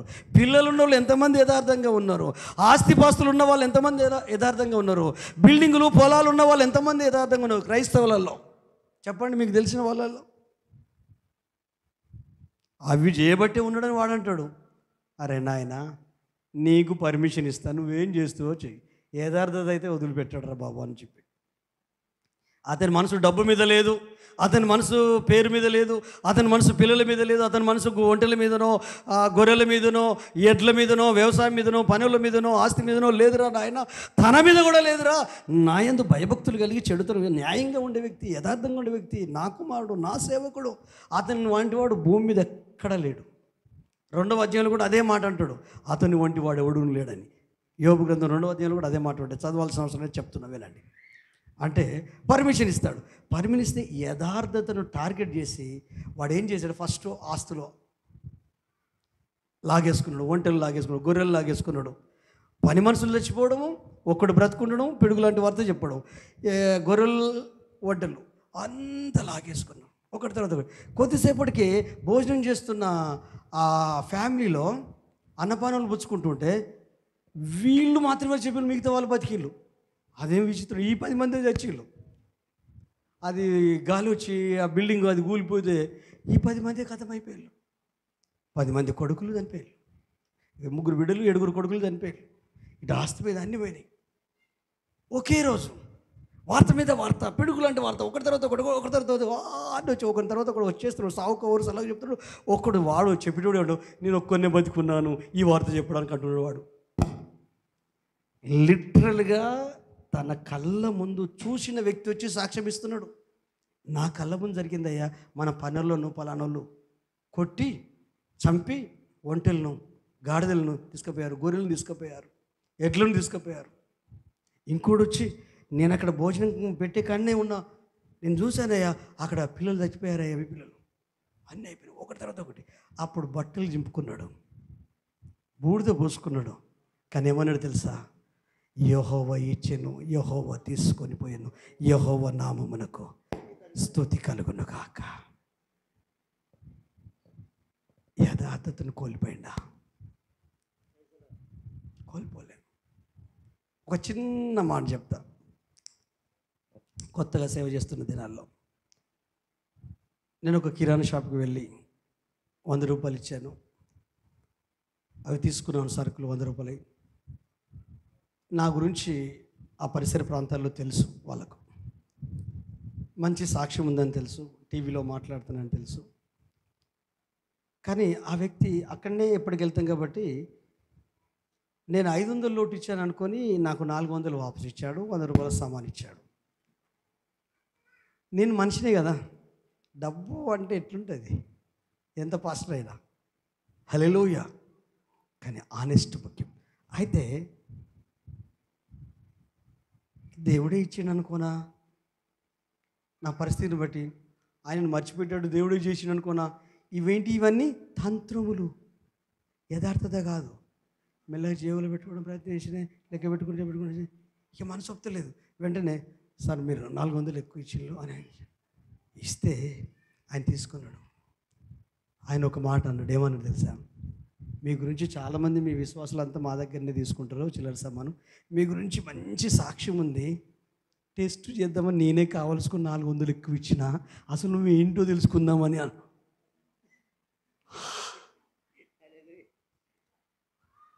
మరి నా సంగతి అట్లొచ్చు, మరి నీ సంగతి ఏంటి? నీ సంగతి ఏంటి?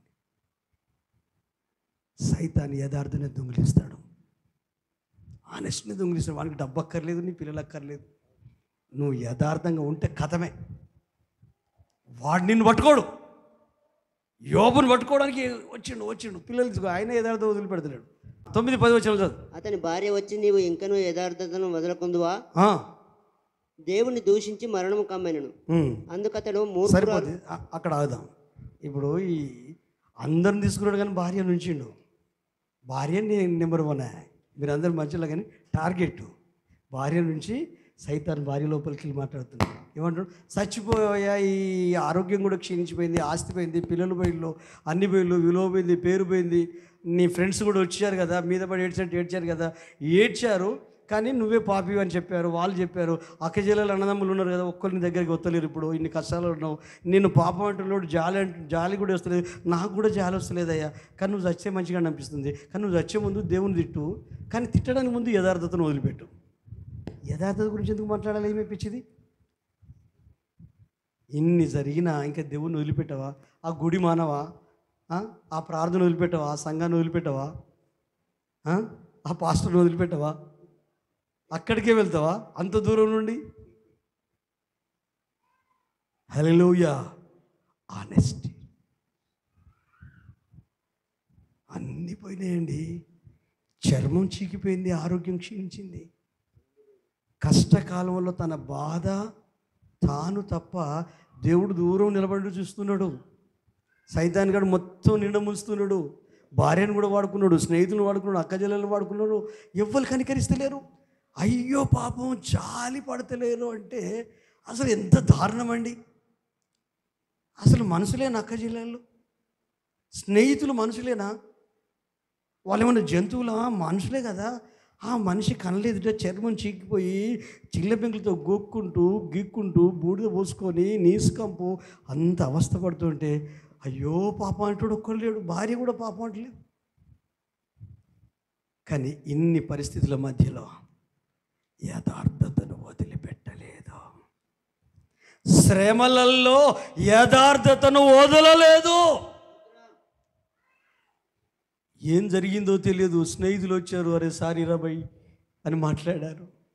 అక్కజల్లెలు అన్నదమ్ములు వచ్చారు, మీద పడి ఒలపోతా కొండ ఒలపోతా ఏడ్చారు. ఒక్కొక్కరు వజ్రం ఉంగరం ఇచ్చేశారు. మరి అప్పుడెందుకు రాలేదు? శ్రమలు నీకు పరీక్ష, నీ వర్చువల్ వ్యక్తిత్వాన్ని తీసుకొస్తాయి. నీకు నొప్పి కలిగినప్పుడు అసలు గుణం బయటకు వస్తుంది. పెయిన్ కలిగినప్పుడు అస్సలు వ్యక్తిత్వం బయటకు వస్తుంది. ఆ పెయిన్లో కూడా యథార్థతని చూపించగలిగాడు యోబు. ఫ్రెండ్స్, ఏడ్చినంత చెప్పి నువ్వేదో పాపం చేసావురా. 10 మంది పిల్లలు ఎట్లా చనిపోతారు ఒక్కరోజే? ఈ ఆస్తి ఎట్లా పోతాయిరా? నీ ఒంటి నిండా పచ్చి కురుపులు ఎట్లయితాయిరా? నీసుకంపు, చర్మం చీకిపోయింది. నీ భార్య కూడా నేను ప్రేమిస్తలేదు, నేను చచ్చిపోమనంటే బాగుండు అంటలేదు. నువ్వు దేవుని దూషించు, యథార్థత వాళ్ళు, ఆ తర్వాత చచ్చిపోయి బతుకుతుందట. దయ్యం కాకపోతే ఇంకేంటి? మాట్లాడే ప్రతి మాట వాళ్ళు మాట్లాడుతున్నారా, దయ్యం మాట్లాడుతుందా గుర్తించే వివేకము ఇక్కడ ఉన్న ప్రతి ఒక్కరికి పరిశుద్ధాత్మ దేవుడు అనుగ్రహించునుగాక. దేవుని మాట బలాన్నిస్తుంది, ఆదరిస్తుంది, ప్రోత్సహిస్తుంది. దేవుని మాట ఖండిస్తుంది, బుద్ధి చెప్తుంది, సరి చేస్తుంది, గాయం చేస్తుంది, గాయాన్ని కడుతుంది. కానీ నాశనం చేయదు. నీలో ఒరిజినల్ యథార్థతను తీసుకొచ్చేస్తుంది. ఆడవాళ్ళకు ప్రేమ ఎక్కువ ఉండాలి కదా. అక్కచెల్లెలు కూడా వచ్చి ఏడ్చారు, అన్నదమ్ములు కూడా వచ్చి ఏడ్చారు. మునుపు ఆశీర్వదించిన దానికంటే దేవుడు 2 ఆశీర్వాదాన్ని యోబుకి ఇచ్చాడు. 3,000కు 6,000, 7,000కు 14,000, 500కు 1,000, డబుల్. 10 మంది పిల్లలు. ఎందుకు? యథార్థవంతుడు వర్ధిల్లుతాడు. యథార్థవంతుని గుడారం వర్ధిల్లుతుంది, గృహం వర్ధిల్లుతుంది, యథార్థవంతుల సంఘం వర్ధిల్లుతుంది. యథార్థవంతుల సంఘములో యెహోవా దేవుడు, పరిశుద్ధాత్మ దేవుడు సంచారం చేస్తాడు. ఎందుకంటే అది ఆయన నేచర్, అది ఆయన స్వభావము, ఆయన మనసు. అది నరులను యథార్థవంతులుగా పుట్టించాడు. యథార్థత కోల్పోతేనే శ్రమలు, కష్టాలు, కన్నీళ్ళు, వేదనలు, నిందలు, అవమానాలు, ఏవగింపు, తృణీకారము. హల్లెలూయా. ఒక ఇద్దరు గురించి చెప్పి నేను క్లోజ్ చేస్తాను. యోసేపును బట్టే పోతిఫర్ ఇల్లు దీవించబడిందండి. హల్లెలూయా. పొలంలోనేమి, ఇంట్లో ఏమి, వ్యాపారంలో అంతా యోసేపును బట్టి, యోసేపు ద్వారా యెహోవా ఆశీర్వదించాడు పోతిఫరు గృహాన్ని, ఇంటిని, సమస్తాన్ని. ఎందుకు? యోసేపు యథార్థతను వదిలిపెట్టలేదు. కష్టం వచ్చింది కానీ ఆనెస్ట్ని మిస్ చేయలేదు. అన్నలు తిడుతున్నారు, యథార్థత వదిలిపెట్టి వీళ్ళు ఇట్లా తిడుతున్నారు, నా గుణం మార్చుకుంటా, నా యథార్థతను మార్చుకుంటా అనుకోలేదు. అదే యథార్థత. ఆమె నింద మోపి జైల్లోకి పంపించింది. అదే యథార్థత. జైల్లో ఉన్న ఇద్దరు దుఃఖముగ్గులే వచ్చి ఉన్నారు ఖైదీలు. ఏంట్రా బాబు అంటే మాకు ఇద్దరు కళలు పడ్డాయి అన్నాడు. ఏం కళలు అంటే కళలు చెప్పి కళని 3 రోజులలో నువ్వు కథమవుతావురా, 3 రోజులలో నువ్వు 3 రోజులలో పోయిన ఉద్యోగం మళ్ళీ నీకు వస్తుంది. కానీ నీకు ఉద్యోగం చూడరే, నేను చేయని నేరానికి శిక్ష అనుభవిస్తున్నా, కొంచెం జ్ఞాపకం చేసుకోరా బాబు, రాజు గిన్నె అందిస్తావు కదా కొంచెం చెప్పు అంటే వీడు మర్చిపోయాడు, చేసిన మేలు పొందినోడు మర్చిపోయాడు.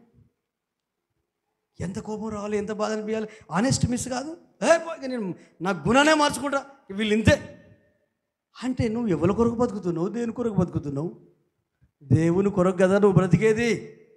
ఆయన కదా నీ కొరకు ప్రాణం ఇచ్చింది, ఆయన కదా నీ కొరకు తిరిగి వచ్చేది, ఆయన కదా రేపు పొద్దున్న మధ్యాకాశంలో నిన్ను కలుసుకునేది, నువ్వు ఆయన కలుసుకునేది, ఆయన కదా జీవ కిరీటం నీకు పెట్టేది. లోకం కొరకో, సంఘం కొరకో, సేవకుల కొరకో, ప్రపంచం కొరకో చేస్తున్నట్టు మనకెందుకు ఇవన్నీ? దేవుని కొరకు ఆనెస్ట్గా ఉండు, నీ లెవెల్లో, నీ స్థాయిలో. డబుల్ పోర్షన్ ఆశీర్వాదం యోబులాగా.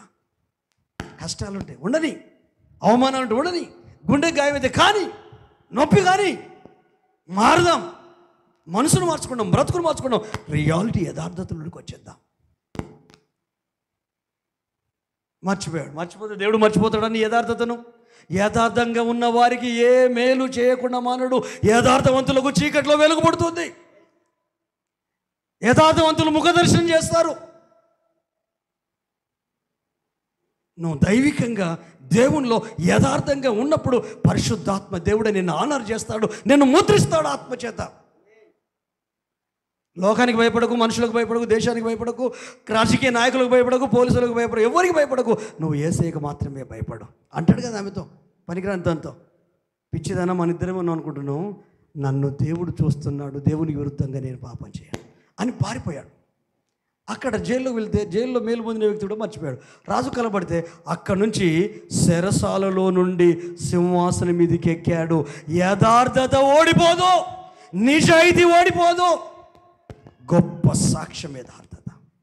ఆ యథార్థత మిస్ అయినందుకే మూలకు తన్నివేయబడ్డాడు. ఆ యథార్థత మిస్ అయినందుకే సైతాన్ చేతిలో కీలు బొమ్మలుగా మారి భూమి శపించబడ్డది. భూమి ముండ్ల పొదలు, గచ్చ పొదలు, భయము, కన్నీళ్ళు, వేదన, శాపము, రోగం వచ్చింది. అందుకే స్త్రీ సంతానమైన యేసుక్రీస్తు భూమి మీదకి వచ్చి ఆ శాప, రోగ, పాపాన్ని తొలగించేసి కల్వరి శిలువలో విలువైన రక్షణ మార్గం ఏర్పాటు చేసి నిత్య జీవానికి వారసులు చేశాడు. యథార్థతను కంటిన్యూ చేయాలి పరిశుద్ధాత్మ దేవుని సహాయంతో, వాక్యం ద్వారా.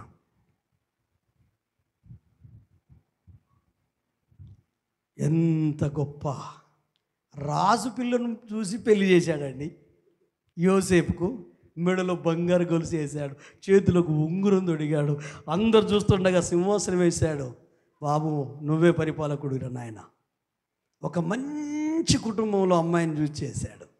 30వ ఏట మంచి టీనేజ్, 30వ సంవత్సరం అంటే మంచి టీనేజ్ అన్నట్టు. ఆ వయసులో మ్యారేజ్ అయితే అది వేరే, అంటే మైండ్ మెచ్యూర్ అయింది, పరిపక్వత చెందుద్ది. వివాహమైంది. డాడీని, అన్నదమ్ములందరినీ రాచ మర్యాదలతో పిలుచుకున్నాడు. యథార్థవంతులకు భుక్షం ఎడుక్కుంటైనను భుక్షం అడుగుటైన ఉండదు, ఏ కొదువ ఉండదు. ఎసన పాడుగా నీతిమంతుల గుడారం. నీతిమంతులు అంటే యథార్థవంతులే. ఉత్సాహధ్వని, సంతోషగానము, ఆనందగానము, రక్షణ గానము. ఎందుకంటే దేవుడు ఆ ఇంట్లో పండుగ చేస్తాడు. ఒక్క మాట చదివి క్లోజ్ చేద్దాం. దానియేలు గ్రంథం 6వ అధ్యాయము 21 నుంచి 23 వరకు.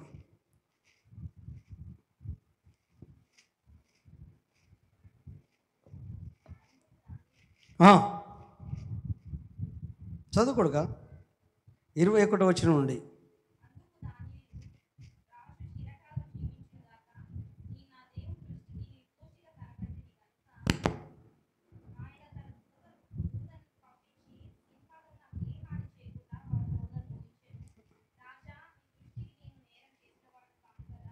ఆమేన్, హల్లెలూయా. దానియేలు యథార్థవంతుడు, లోపం లేకుండా ఖచ్చితంగా జీవించే వ్యక్తి. భక్తి గల్లోడు, ఫుడ్ విషయంలోనే నిష్టగా ఉండి అపవిత్రపరచుకోకుండా ప్రత్యేకతను కాపాడుకున్న వ్యక్తి దినదినము ఎదగడం ప్రారంభించాడు. ఈ నలుగురిలో దానియేలు ముఖ్యుడు, శ్రేష్టమైన బుద్ధి వివేకం, కీ పోస్ట్లో ఉన్నాడు రాజ్యంలో.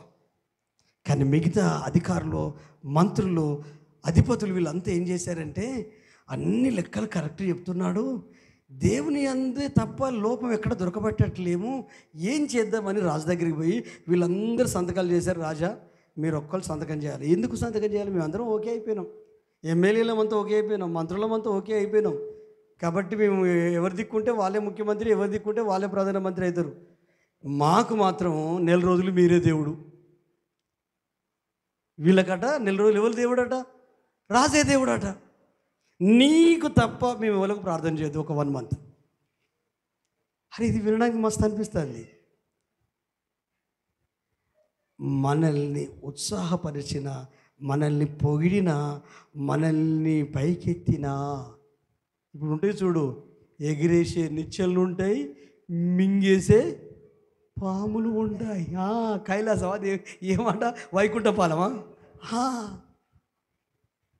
పైకి ఎగురుతాం, ఆ తర్వాత పాము మళ్ళీ కిందికి వస్తాం. సైతాన్ కుయుక్తి నీ యథార్థత మీదనే దెబ్బ, నువ్వే చూడకు, అది మిస్ చేస్తాడు. వీళ్ళందరూ వచ్చిన అయ్యా మీరే దేవుడు అంటే చలో అని చెప్పేశాడు. చెప్పేస్తే దానియేలు ఈ విషయం తెలిసినా కూడా ముమ్మారు రాజాజ్ఞకు భయపడకుండా ప్రార్థన చేశాడు. వీళ్ళు పట్టుకున్నారు, తీసుకుపోయి సింహాల బోన్లు వేశారు. కానీ రాజు మాత్రం నిద్రపోడు, రాజు మాత్రం నర్తనశాలకు వెళ్ళడు, రాజు మాత్రము ద్రాక్షసం తాగడు, విందులు వినోదాలు సంతోషం ఏముండదు. ఎప్పుడు తెల్లవారుతుందా అని చూస్తున్నాడు. ఎందుకంటే ఒక యథార్థవంతునికి నష్టం జరుగుతుంది. అతని వలన రాజ్యం ఎంత సుభిక్షంగా ఉంది, అతని పరిపాలనలో ఎంత పీస్ఫుల్గా ఉంటుంది, ఎంత నష్టం లేకుండా, నష్టం రాకుండా ప్రజలకు కానీ రాజ్యానికి కానీ ఆర్థికంగా ఎంత ప్రీప్లాన్డ్గా చేస్తున్నాడు. అతని వ్యక్తిత్వం తెలుసు, అతని హృదయం తెలుసు, అతని మనసు తెలుసు. వీళ్ళందరూ అతన్ని బోన్లు వేసేశారు. నేను అనుకుంటున్నాను అతడు ప్రార్థన చేస్తున్నాడు. ఏమని?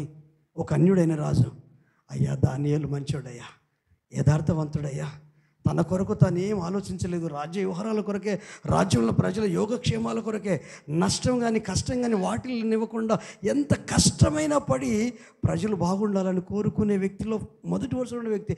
అలాంటి వ్యక్తి సింహంలో ఉన్నాడయ్యా, నువ్వు జీవం కలిగిన దేవుడే కదా, నీ సేవకుడే కదా, నువ్వు కాపాడుకోవాలి, ఆయన పక్షాన్ని నేను ప్రార్థన చేస్తున్నాను. ప్రార్థన చేశాడేమో రాత్రంతా. రాజు భటులను పంపించాలి, కిందున్నోళ్ళను పంపించాలి, సైనికులను. రాజే గుహ దగ్గర కూర్చుంటే మామూలు విషయం అండి? ఆలోచించండి, నాటే జోక్ అది. నేను చాలా సీరియస్గా చదువుతా బైబిల్ చదివేటప్పుడు. అక్కడ వెళ్తే ఏమంటాడు తెలుసా? జీవము కలిగిన దేవుని సేవకుడు అయిన దానియేలు, నీ దేవుడు నిన్ను రక్షించనా అంటే డౌట్గానే అడుగుతున్నాడు. చచ్చిపోయి ఉంటాడు, వాయిస్ ఏమి రాదు అనుకోడు. కానీ దానియేలు వివేకవంతుడు, తెలివికల్లోడు కదా. రాజు చిరంజీవగునుగా అన్నాడు. కానీ రాజా ఇప్పుడన్నా నీకు అర్థమైందా నా గురించి? వీళ్ళ మాటలు నమ్మి సంతకం పెట్టి ఈరోజు బోన్లో పడేసినావు, అసలు నేను లేకపోతే నీ రాజ్యం ఉండునా? అలా మాట్లాడా? నో. ఏమంటున్నాడు? రాజు చిరంజీవగునుగాక. నా దేవుని దృష్టికి, మనుషుల దృష్టికి కాదు, అధికారుల దృష్టికి కాదు, ప్రజల దృష్టి కాదు, ఫ్యామిలీ దృష్టి కాదు, నా దేవుని దృష్టికి నాకు ఒక మనస్సాక్షి ఉంది. నా మనస్సాక్షి నా దేవుని దృష్టికి నేను నిర్దోషిని కాబట్టే పరలోకముడు దూతను పంపించాడు, నోళ్ళు మోయించాడు అని చెప్పి, రాజా నేను తప్పు చేసిన వాడిని కాదు కదా అని అంటాడు. నీ దృష్టికి నేరం చేసిన వాడిని కాదు కదా. క్రైస్తవులారా, దేవుని పిల్లలారా, శ్రమల కాలంలో ఉన్న మనం కాపాడుకోవాల్సిన ఆస్తిపాస్తులు కాదు, అంతస్తులు కాదు, ఆనెస్ట్ కాపాడుకోవాలి. ఆదామవ్వల ఆనెస్ట్ను కొట్టిండో, వాడు ఆనెస్ట్గా ఉండకుండా ఏదైనా తోటలో, దేవుని తోటలో ఉండి వాడు పడిపోయిండో. కానీ యేసు క్రీస్తు నరవతారిగా వచ్చి ఆ యథార్థతను మెయింటైన్ చేశాడు. హల్లెలూయా. ఆయన నోట ఏ కపటమును లేదు. హల్లెలూయా. ఆయన స్వరము వీధులలో ఎవనికి వినబడదు, ఆయన జగడమాడడు, ఆయన కంఠస్వరం ఎవరికి వినబడదు. మకమకలాడుతున్న రెల్లును అవిసెనార ఒత్తిని ఆర్పడు. యెహోవా ఈతవత్సరమును ప్రకటిస్తాడు. విరిగి నలిగిన హృదయం గల వారికి యెహోవా సన్నుడు. నలిగిన వారంటే, విరిగి నలిగిన హృదయం అంటే, యథార్థమైన హృదయం అంటే యేసయ్యకు సత్యంత ప్రేమ. నేను మహాగణుడను, మహోన్నతుడను, నిత్య నివాసినైన దేవుడను, నేను దేవదూతలతో పొగడబడుతూ అయినను వినయం గల వారి ప్రాణమును, నలిగిన వారి హృదయాలను ఉజ్జీవింపజేయుటకు దీన మనసు గల వారి యొద్ద నేను నివాసము చేయుచున్నాను.